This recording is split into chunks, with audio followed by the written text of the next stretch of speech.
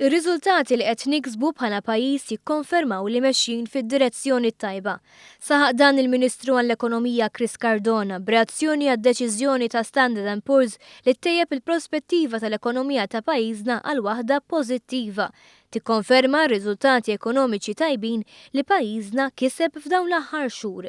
Iktar minn hekk, ir-rapport tal-Aġenzija Internazzjonali tal-Klassifikazzjoni irrikonoxxiet l-istrateġija ekonomika tal-Gvern ta' diversifikazzjoni sabiex ikun immassimizzat il-potenzjal ekonomiku ta' pajjiżna. Ma bbażajniex l-ekonomija tagħna fuq setturi biss tradizzjonali, saħħaħna dawk is-setturi tantu hekk illi l-industrija tal-manifattura żdiedet, l-esportazzjoni żdied u anke l-importazzjoni żdiedu, però wkoll Standard & Poor's qegħdin jaqblu magħna illi din infittxu swieq ġodda, swieq interessanti li jagħmlu sens, partikolarment dak li għandu x'jaqsam mal-financial services, mal-insurances u anke mal-medical tourism.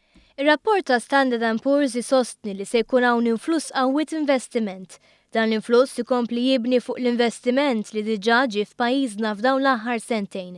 Fil-fatt Cardona fakkar li sal-ewwel kwart ta' din is-sena biss, il-Malta Enterprise approvat 8 proġetti b'investiment dirett barrani b'total tiktar minn 7 miljun euro.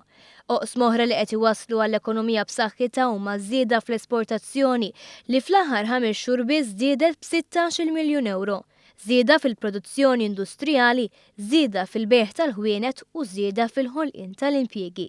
Chris Cardona stqar li dan kollu ma sarx b'kombinazzjoni iżda kien frott id-deċiżjonijiet li ħall-Gvern fl-ewwel sentejn. Deċiżjonijiet li Standard & Poor's ikkonfermat li qed iħallu riżultati pożittivi anke fuq il-konsum lokali.